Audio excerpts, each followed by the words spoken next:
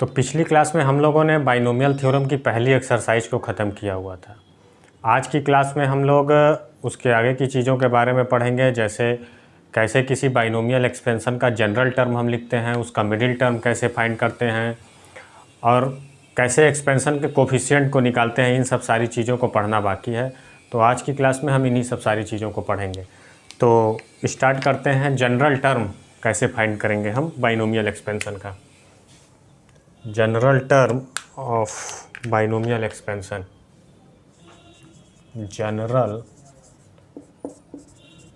Term of binomial expansion. कैसे हम general term लिखते हैं? अगर हम एक जो बाइनोमियल थ्योरम हमने पढ़ा है उसको एक्सपेंशन हम लिखें अगर, तो ये हमने पढ़ा हुआ था x plus y to the power n, इसकी value nc0 x to the power n minus 0 plus nc1 x to the power n minus 1 y to the power n 1 nc2 x to the power n minus 2 y to the power 2 plus dot dot dot, ये last वाला term ncn x to the power 0 और y to the power n। ये आ रहा था हमने जब binomial expansion किया हुआ था x plus y to the power n का। इसमें ये जो टर्म है, जो पहला टर्म है, इसमें पहला टर्म ये है, दूसरा टर्म ये, तीसरा ये लास्ट वाला जो टर्म है वो nth प्लस 1th टर्म होगा इस एक्सपेंशन का। अगर हम पहले टर्म को देखें, पहले टर्म में nc0 आ रहा है, नीचे 0 आ रहा है। दूसरा टर्म t2, दूसरा टर्म में nc1, यहाँ 2 से 1 कम आ रहा है। तीसरे टर्म में nc2 आ रहा है। चौथे टर्म में ऐसे nc3 आएगा, और जो लास्ट वाला टर्म है n प्लस 1th टर्म, इसमें लास्ट में यहाँ नीचे ncn आ रहा है। और जो x है, x की जो डिग्री है वो n है, यहाँ जो n आ रहा है वो यहाँ लिखा हुआ है और 0 माइनस हुआ है। फिर nc1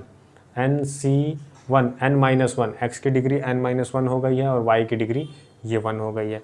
उसी तरह से इसमें भी हुआ है, उसी तरह से आगे वाले टर्म में भी होगा। सारे टर्मों में यही पैटर्न फॉलो हो रहा है। इसी पैटर्न को ऑब्जर्व करके अगर हम T r plus 1th term लिखना चाहें, जो इसका जनरल टर्म होगा इसका एक्सपेंशन का, तो क्या होगी इसकी value? T r plus 1th term हम अगर लिखना चाहें तो इसकी वैल्यू होगी एन सी आर। जैसे यहाँ फर्स्ट टर्म में 0 आ रहा था, 1 कम, सेकेंड टर्म में उस 1 कम आया, यहाँ nc1 आया, थर्ड टर्म में 1 कम हुआ तो nc2 आया। उसी तरह से r प्लस 1th टर्म में ncr हो गया। और x to the power n minus r, जैसे n माइनस 0 हुआ है x का डिग्री, फिर n माइनस 1 हुआ है, उसी तरह से n माइनस 2, उसी तरह से यहाँ पर होगा n माइनस आर। और y की जो डिग्री होगी वो r हो जाएगी। जैसे यहाँ y की डिग्री 0 थी, y की डिग्री 1 हुई है, 2 हुई, 3 इस तरह से बढ़ रहा है। तो ये इस एक्सपेंशन का जनरल टर्म हो गया। ठीक है, टी आर प्लस 1 जो है इस बाइनोमियल एक्सपेंशन का जनरल टर्म हो गया। इसकी हेल्प से हम एक्सपेंशन का कोई भी टर्म लिख सकते हैं। जैसे अगर हमारे पास एक छोटा सा एग्जांपल लें हम, जैसे ये कोई एक्सपेंशन का हमें लिखा हुआ है x minus 3y to the power 9। ठीक है, ये हमारे पास एक्सपेंशन है। इसका अगर हमें 7th टर्म अगर निकालना हो, 7th टर्म अगर हमें निकालना हो तो हम इसकी हेल्प से काफ़ी आसानी से निकाल सकते हैं। कैसे निकालेंगे? n की वैल्यू दिया हुआ है, हम n की वैल्यू यहाँ 9 रख लेंगे। ये है n की वैल्यू। t7th हमें निकालना है, 7th टर्म निकालना है, तो हम कैसे निकालेंगे? t7th is equal to t6 plus 1। 7th को हम t6 प्लस 1 लिख लेंगे। जैसे यहाँ r प्लस 1 लिखा हुआ, उसी तरह से हम 6 प्लस 1, 7 प्लस 1 नहीं लिखेंगे। अगर 7 प्लस 1 लिखेंगे तो हमें 8वां टर्म निकल जाएगा। 8वां टर्म हमसे नहीं पूछा है, हमें 7वां टर्म पूछा हुआ है। तो t6 प्लस 1 हम यहाँ करके निकालेंगे और इसकी वैल्यू हो जाएगी 9c r की वैल्यू 6 है, और x to the power 9 minus 6 और minus 3y to the power 6। ये इस बाइनोमियल एक्सपेंशन का 7th टर्म होगा। और इसको थोड़ा सिंप्लीफाई कर लेंगे तो हमें 7th टर्म इसका लिख सकते हैं। ये हमने एक एग्जांपल लिया हुआ था। ठीक है, तो जनरल टर्म इसकी हेल्प से हम लिख सकते हैं। इसकी ज़रूरत पड़ेगी हमें, इसकी बहुत ज़रूरत पड़ेगी। इसको याद रखेंगे, याद रखना बहुत सिंपल है। ठीक है, अब इसके बाद आता है मिडिल टर्म। कैसे हम किसी बाइनोमियल एक्सपेंशन का मिडिल टर्म फाइंड करते हैं। तो मिडिल टर्म पर हम आते हैं। Middle term of binomial expansion, MIDDLE, middle term find करने के लिए सबसे पहले हम यह देखेंगे कि जो हमने बाइनोमियल एक्सपेंशन किया है उसमें नंबर ऑफ़ टर्म्स कितने हैं। नंबर ऑफ़ टर्म्स पता होने पर ही हम उसका मिडिल टर्म पता कर पाएंगे। जैसे अगर हमारे पास कोई एक्सपेंशन लिखा हुआ उसमें 5 टर्म है, 5 टर्म इस टाइप से हैं, T1 है, T2, T3, T4 और T5। इस तरह से 5 टर्म्स हमारे पास लिखे हुए हैं एक्सपेंशन में, और इस एक्सपेंशन का हमें मिडिल टर्म बताना है। तो मिडिल टर्म अगर बताना है तो T3 जो होगा वो मिडिल टर्म हो जाएगा। मिडिल टर्म हो जाएगा T3, क्योंकि 2 टर्म्स इधर भी हैं, 2 टर्म्स इधर में, यही बीच वाला टर्म है। तो हमें सबसे पहले ये चीज़ पता करना होगा कि उसमें नंबर ऑफ़ टर्म्स कितने हैं। नंबर ऑफ़ टर्म्स इसमें 5 थे, हमने मिडिल वाले को कह दिया। अगर नंबर ऑफ़ टर्म्स 6 हो जाए, जब नंबर ऑफ़ टर्म्स 6 हो जाए, नंबर ऑफ़ टर्म्स 6 हुआ, इसका मतलब क्या हुआ कि एक इवन टर्म्स है, इवन नंबर में टर्म्स है, तब जो मिडिल टर्म होगा वो 2 मिडिल टर्म होगा। T3 भी मिडिल टर्म है और T4 भी मिडिल टर्म है। नंबर ऑफ़ टर्म्स अगर इवन होगा तो हमें 2 मिडिल टर्म मिलेंगे, T3 भी मिडिल टर्म और T4 भी मिडिल टर्म। ये दोनों किनारे किनारे वाले हो गए और ये दोनों बीच के हो गए। ठीक है, तो अगर हमें मिडिल टर्म फाइंड करना है तो सबसे पहले हमें इस चीज़ को ध्यान देना होगा कि जो नंबर ऑफ़ टर्म्स इवन में है कि ऑड में है। जैसे अगर हम इसी बाइनोमियल एक्सपेंशन का मिडिल टर्म फाइंड करना चाह रहे हैं तो कैसे फाइंड करेंगे। तो पहला केस हम लेते हैं कि जब जो नंबर ऑफ़ टर्म्स हैं, नंबर ऑफ़ टर्म्स क्या हैं, n की डिग्री को हम देखेंगे। n की डिग्री पर ही हमें पता चलेगा कि नंबर ऑफ़ टर्म्स कैसे हैं। पहला हम ले रहे हैं कि जब n इज इवन, n जो है इवन है, इस बाइनोमियल एक्सपेंशन की जो डिग्री है वो इवन नंबर में है। तो जब इवन नंबर में होगी तो नंबर ऑफ़ टर्म्स जो होंगे इसके एक्सपेंशन में, नंबर ऑफ़ टर्म्स जो होंगे वो n+1 होंगे, उससे एक ज़्यादा होता है नंबर ऑफ़ टर्म्स। तो n+1 क्या होगा, यह एक ऑड नंबर होगा, यह एक ऑड होगा। जब n इवन है तो n+1 ऑड होगा। जब ऑड होगा तो उसका मिडिल टर्म क्या होगा, क्या हो जाएगा, मिडिल टर्म तब होगा, मिडिल टर्म जो होगा n+1+1/2, ये होगा मिडिल टर्म। जैसे यहाँ पर हमने जब 5 टर्म्स थे, इसमें जब 5 टर्म्स थे तो हमने T3 को मिडिल टर्म कैसे कहा, हमने 5 में 1 जोड़ा और 2 से डिवाइड कर दिया। जैसे 5+1/2 6/2, तब मिडिल टर्म थर्ड आया होता। उसी तरह हमने n+1 टर्म्स थे, इसमें n+1 में 1 जोड़ा और 2 से डिवाइड कर दिया। ये तो इवन नंबर पर जब n की वैल्यू इवन होगी, और जब n की वैल्यू इवन होगी तो नंबर ऑफ़ टर्म्स ऑड हो जाएंगे, और जब ऑड होंगे तो मिडिल टर्म्स ये होगा। इसको थोड़ा सा और सिंप्लीफाई कर लें तो इसकी वैल्यू हो जाएगी n/2 + 1। ठीक है, n/2 + 1, ये मिडिल टर्म होगा जब n की वैल्यू, जब बाइनोमियल एक्सपेंशन की डिग्री जो होगी वो इवन नंबर पर होगी। जब ऑड हो, दूसरा केस है जब n इज ऑड, जब n ऑड नंबर में होगा तब क्या होगा, जब n ऑड होगा तो नंबर ऑफ़ टर्म्स जो होंगे वो n+1 होंगे, नंबर ऑफ़ टर्म n+1 होंगे, और n+1 क्या हो जाएगा, अब यहाँ n+1 इवन हो जाएगा। क्यों इवन होगा, क्योंकि जब n ऑड है तो n+1 इवन हो जाएगा। जब इवन नंबर होगा, नंबर ऑफ़ टर्म्स इवन होंगे तो उसमें 2 मिडिल टर्म मिले हैं। जैसे हमने अभी T6 का एग्जांपल लिया हुआ था, T3 और T4 2 मिडिल टर्म हमको मिल रहे थे। उसी तरह से जब यह इवन हो गया तो हमें 2 मिडिल टर्म मिलेंगे। कौन कौन से मिडिल टर्म मिलेंगे, पहला मिडिल टर्म हमको मिलेगा n+1/2, और दूसरा होगा इसके बाद वाला, जस्ट बाद वाला टर्म होगा n+1/2 + 1। ये 2 मिडिल टर्म हमको मिलेंगे।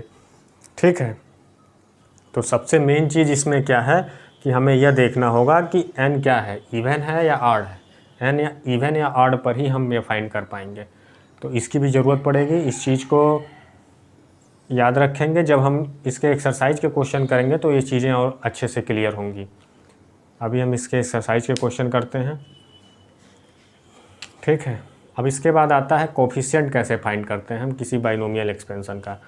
तो कोफिशिएंट फाइंड करना हम एक्सरसाइज के क्वेश्चन करेंगे तो उसी में सीखते जाएंगे कि कैसे हम कोफिशिएंट फाइंड करते हैं।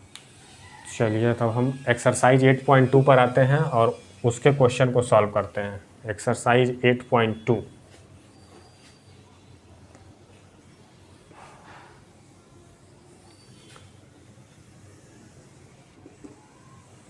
इसमें पहला क्वेश्चन ये है कि फाइंड करना है coefficient. Exercise 8.2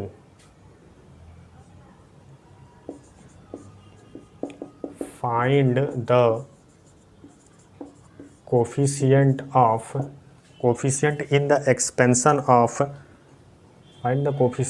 x to the power 5 in x plus 3 to the power 8। ये पहला क्वेश्चन है कि हमें कोफिशिएंट फाइंड करना है x plus 3 to the power 8।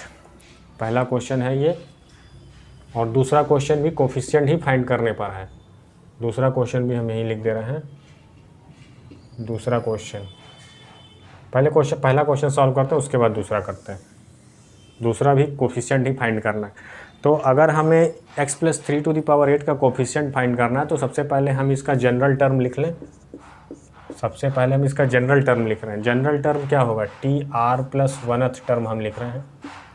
TR plus 1th, अभी हमने पढ़ा है कि TR प्लस 1th टर्म क्या होगा एक्सपेंशन का? NCR x to the power n minus r और y to the power r, ये होता है।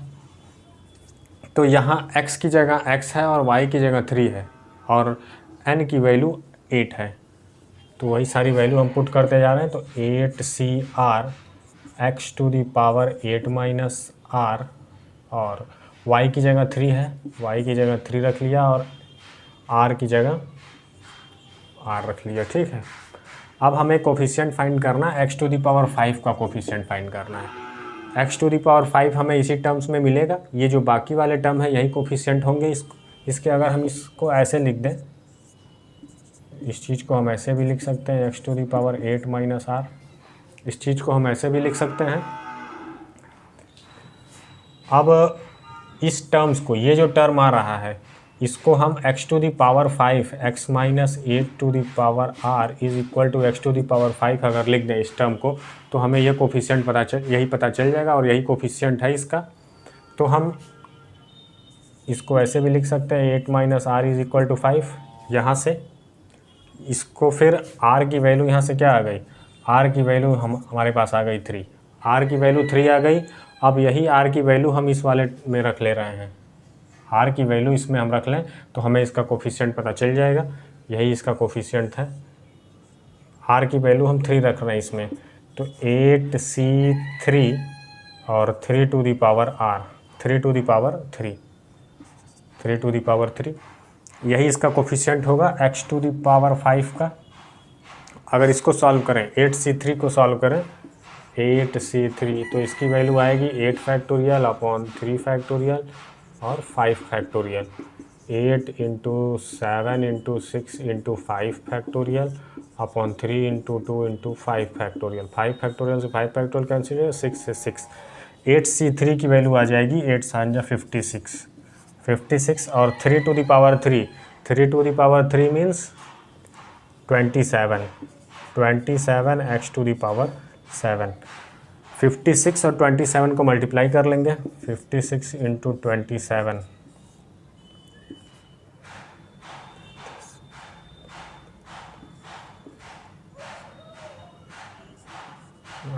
128। इसको प्लस करेंगे 2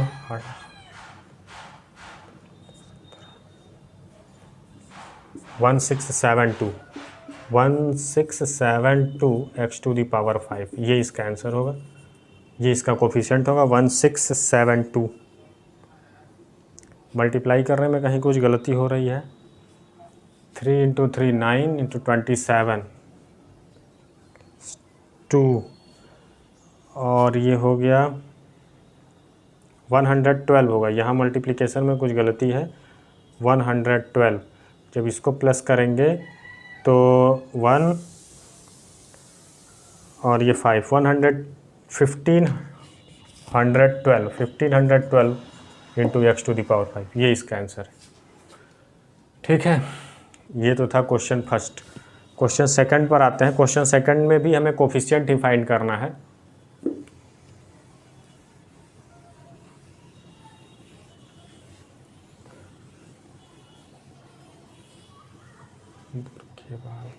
question number, find the coefficient of a to the power 5 b to the power 7 in expansion of x minus 2y x minus a minus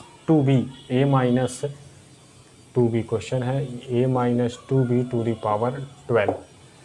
इस expansion में हमें a to the power 5 और b to the power 7 का coefficient हमको find करना है। तो same काम वही करेंगे जो हम इसके पहले वाले क्वेश्चन में किए हैं। पहले हम इसका जनरल टर्म लिखेंगे। जनरल टर्म लिखने के बाद जो a to the power a और b की डिग्री होंगी, उन डिग्री को कंपेयर कर लेंगे, वहाँ से r की वैल्यू मिलेगी। जो r की वैल्यू मिलेगी उसी को सॉल्व करेंगे तो फिर हमें उसके कोफिशिएंट मिल जाएगा। करते हैं इसको सॉल्यूशन। इसका हम tr+1th टर्म लिख रहे हैं। इसकी वैल्यू होगी 12c r, x की जगह a है यहाँ पर, तो a to the power 12 minus r, और b की जगह और y की जगह यहाँ माइनस 2b है, तो इसको लिखेंगे माइनस 2b और b to the power r। ठीक है, ये इसका हमने r+1th टर्म लिख दिया इस एक्सपेंशन का। अब इसको और थोड़ा सॉल्व करें। 12cr की वैल्यू क्या होगी? 12cr को ऐसे ही 12cr ही रखने दे रहे हैं, और इसको हम लिख रहे हैं a to the power 12 minus r और minus two to the power r into b to the power r। ठीक है, हमने पावर को अंदर ला लिया। फिर इसको लिख रहे हैं minus two to the power r 12cr a to the power 12 minus r और b to the power r। ठीक, ये हमने इसको ऐसे कर दिया। अब हमें कोफिशिएंट निकालना है a टू द पावर 5 और b टू द पावर 7 को। यहाँ से अगर हम a की डिग्री को कंपेयर करें तो a की डिग्री को कंपेयर करेंगे तो a की degree 12 minus r is equal to 5 है यहाँ से, और यहाँ से जो क्वेश्चन में पूछा है, तो यहाँ से हमें r की वैल्यू पता चल जाएगी। r की वैल्यू आ रही है 7, r की वैल्यू हमको 7 मिली। ठीक है, उसी तरह से b के कोफिशिएंट को पता कंपेयर करें, b के डिग्री को कंपेयर करें तो भी हमें r की वैल्यू 7 मिल रही है, जो कि है लिखा हुआ है। अब r की वैल्यू को हम इसमें रखने रहे हैं। r की वैल्यू को अगर हम इसमें पुट करें, r इज इक्वल टू 7 हम इसमें पुट कर रहे हैं, तो ये होगा minus two to the power 7 12c 7 हो जाएगा, और a to the power 5 b to the power 7। तो इस बाइनोमियल एक्सपेंशन का जो कोफिशिएंट होगा वो ये होगा minus two to the power 7 और 12c7 की वैल्यू निकाल रहे हैं। 12c7 की वैल्यू होगी 12 factorial upon 7 factorial into 5 factorial, तो 12 into 11 into 10 into 9 into 8 into 7 factorial, फिर 7 factorial into 5 into 4 into 3 into 2 into 1। ये 7 फैक्टोरियल से 7 फैक्टोरियल कैंसिल हो गया, ये 12 से 12 कैंसिल हो गया, और ये 10 से 10 कैंसिल हो गया, तो ये हो गया 11 इंटू 72।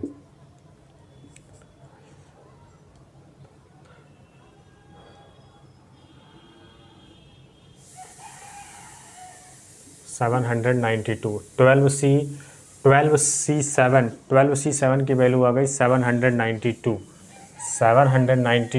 12c, तो minus two to the power 7, 12c 792 a to the power 5 और b टू द पावर 7। जो कोफिशिएंट होगा वो यही होगा। इसका एक्सपेंशन का हम minus two to the power 7 को की वैल्यू निकाल लेंगे 2 को मल्टीप्लाई करके, और फिर 72 से हम 792 से मल्टीप्लाई कर लेंगे, तो हमें इसका कोफिशिएंट पता कर लें। इसको मल्टीप्लाई करना है, आप खुद कर लीजिएगा मल्टीप्लाई। ये था इसका सेकंड क्वेश्चन, ये सेकंड क्वेश्चन का सलूशन था। अब हम आते हैं थर्ड क्वेश्चन पर। थर्ड क्वेश्चन थोड़ा सा इससे हट करके है, उसमें जनरल टर्म फाइंड करना है, कोफिशिएंट नहीं फाइंड करना है, उसमें हमें जनरल टर्म फाइंड करना है एक्सपेंशन का। Find the general term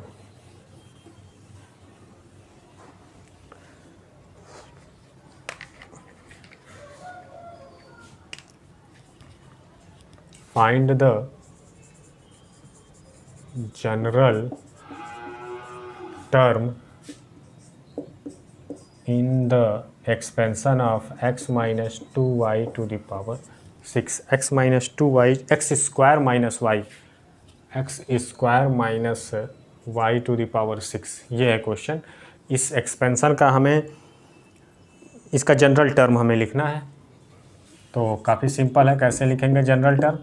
T r plus 1, यही होता है जनरल टर्म, इसकी वैल्यू एन सी आर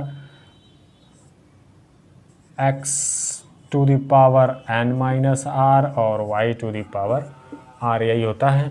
यहाँ x की जगह एक्स स्क्वायर है और y की जगह माइनस वाई है, तो और n की जगह 6 है, n की जगह हम 6 रख ले रहे हैं। और c r की वैल्यू हमको नहीं पता है, और x की जगह एक्स स्क्वायर है, x square to the power 6 minus r और y to the power r, ठीक है। अब हम और इसको थोड़ा सिंप्लीफाई करें तो 6cr होगा और x to the power 12 minus 2r और y to the power r, ठीक। x 6cr x to the power 12 minus 2r y to the power 2r, ये इस एक्सपेंशन का जनरल टर्म हो जाएगा, ठीक है। ये इसका आंसर है। ये क्वेश्चन नंबर 3 का सलूशन था। क्वेश्चन नंबर 3 का ये सलूशन है, ये 3 है, ठीक है। इसमें जनरल टर्म फाइंड करना था। अब हम आते हैं क्वेश्चन नंबर 4 पर। क्वेश्चन नंबर 4 में भी हमें जनरल टर्म ही फाइंड करना है एक्सपेंशन का। वो है x square minus y x square minus y x to the power 12, ये क्वेश्चन नंबर 4 है। क्वेश्चन नंबर 4 में कि find the general term in the expansion of x square minus y x to the power 12, ठीक है। तो same इसी तरह से इसको भी सॉल्व करेंगे क्वेश्चन नंबर 3 की तरह से। बस क्या है, यहाँ पर n की जगह 12 हो गया है और x की जगह एक्स स्क्वायर और y की जगह वाई माइनस वाई एक्स आ गया है। तो सॉल्व करते हैं हम इसको। ये होगा NCR मीन्स 12CR, x की जगह एक्स स्क्वायर और n minus r means 12 minus r, y की जगह minus y x to the power r, ठीक है। थोड़ा और इसको सिंप्लीफाई करें तो 12CR x to the power 24 minus 2r और minus y to the power r और x to the power r, ठीक है। हमने इसको अंदर कर लिया जो बाहर डिग्री थी। अब इसको और थोड़ा सिंप्लीफाई करें तो 12CR x to the power 24 minus 2, ये r है 2r और plus r minus y to the power r, ठीक है। हमने इन दोनों x की जो डिग्री थी उनको एक पास लिख लिया।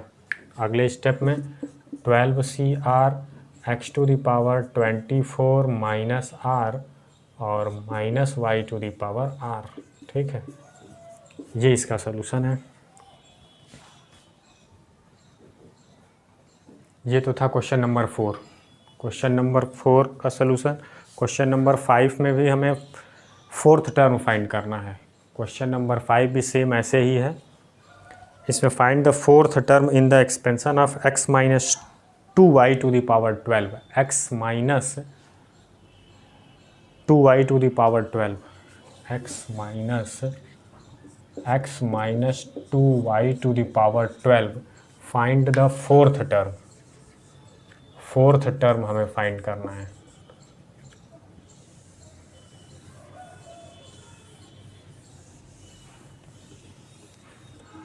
Question number 5। क्वेश्चन नंबर 5 है ये, एक्सरसाइज 8.2 का। इसमें क्या करना है, हमें फोर्थ टर्म फाइंड करना है। फोर्थ टर्म फाइंड करेंगे कैसे, फोर्थ टर्म इसको t3+1 लिखेंगे ऐसे, ठीक है। t4+1 नहीं लिखेंगे, t3+1 लिखेंगे, तब हमें t4 मिलेगा। अगर t4+1 लिख देंगे तो फिफ्थ टर्म हमें मिल जाएगा। फिफ्थ टर्म हमें नहीं निकालना, हमें फोर्थ टर्म निकालना है। तो r की वैल्यू यहाँ 3 दी हुई है, सिंपली हम r की जगह 3 रखते चले जाएंगे। और n की वैल्यू क्या दी हुई है, n की वैल्यू यहाँ 12 दी हुई है, x की जगह x ही है और y की जगह -2y है बस। तो n की वैल्यू 12 है, c और r की वैल्यू 3, x की जगह x और 12 - 3, 12 - 3 मीन्स ये 9 हो जाएगा, डायरेक्ट हम लिख रहे हैं।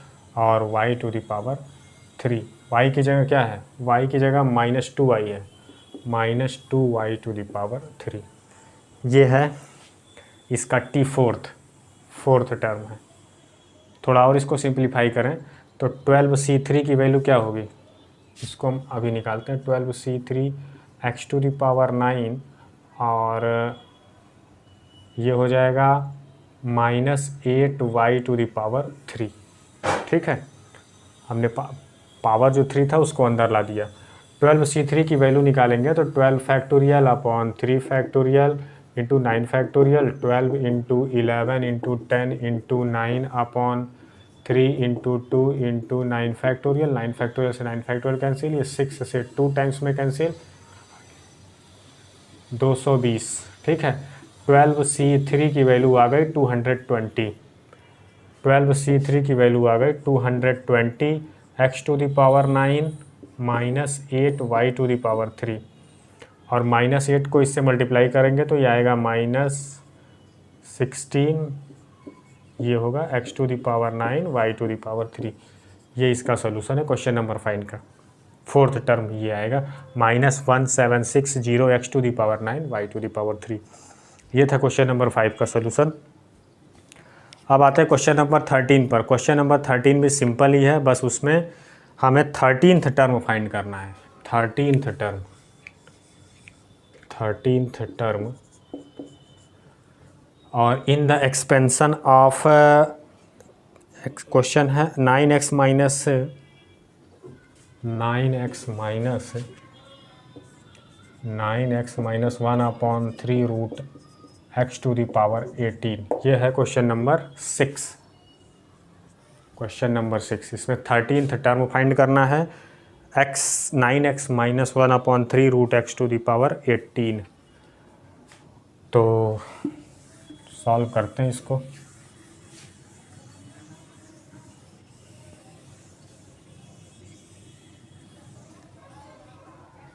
थर्टीन्थ टर्म फाइंड करना है तो t12+1, r की वैल्यू 12 हो जाएगी, n की वैल्यू दिया हुआ है 18, इसी फार्मूले में हम रखते जा रहे हैं। तो 18cr, r मीन्स 12, x की जगह 9x⁻n - r मीन्स 18 - r करेंगे तो ये 6 आ जाएगा, ठीक। और y की जगह -1/3√x⁻12 होगा। y⁻r होता है और r की वैल्यू 12 थी, 12 हमने रख दिया। तो अब इसको और सिंप्लीफाई करें तो ये होगा 18cr, 18c12, इसको हम लिख सकते हैं 3⁻2 और x⁻6 -1/3,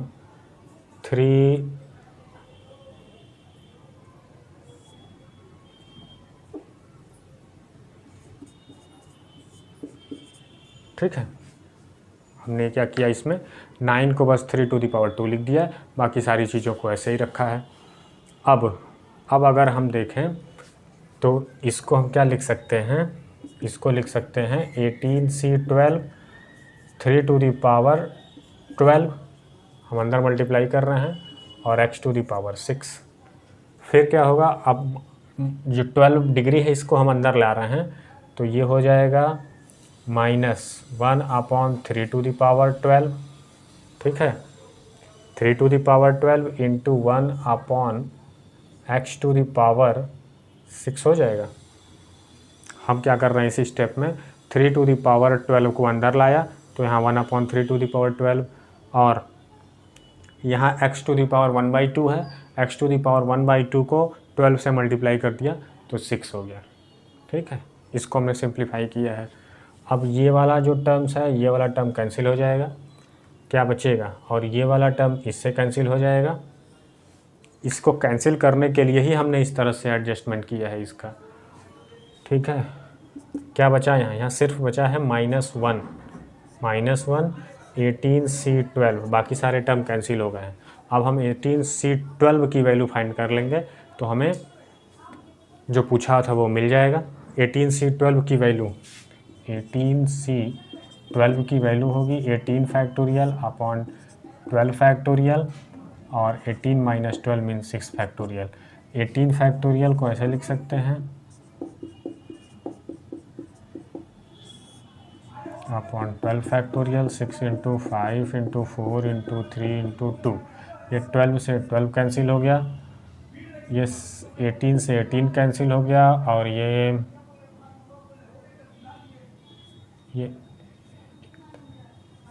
2 टाइम्स में कैंसिल हो गया, ठीक है। तो सारे टर्म को कैंसिल करने के बाद 18C12 इसकी वैल्यू कितनी आएगी, 18C12 की वैल्यू आ रही कितनी आएगी, थोड़ा कैलकुलेटिव है, मल्टीप्लिकेशन करना है इसमें। सिंपली 18C12 की वैल्यू को ऐसे निकालेंगे। कैसे निकाला है हमने 18C12, जैसे NCR होता है, इसकी वैल्यू होती है n factorial upon r factorial into n minus r factorial. उसी तरह से हम यहाँ n की जगह इस तरह से रख करके हम 18C12 की वैल्यू निकाल लेंगे। बाकी कुछ नहीं करना है, यही इसका सिंपली 13th टर्म हो जाएगा, T13th, यही इसका आंसर लिख देंगे। ये था क्वेश्चन नंबर 6 का सोल्यूशन।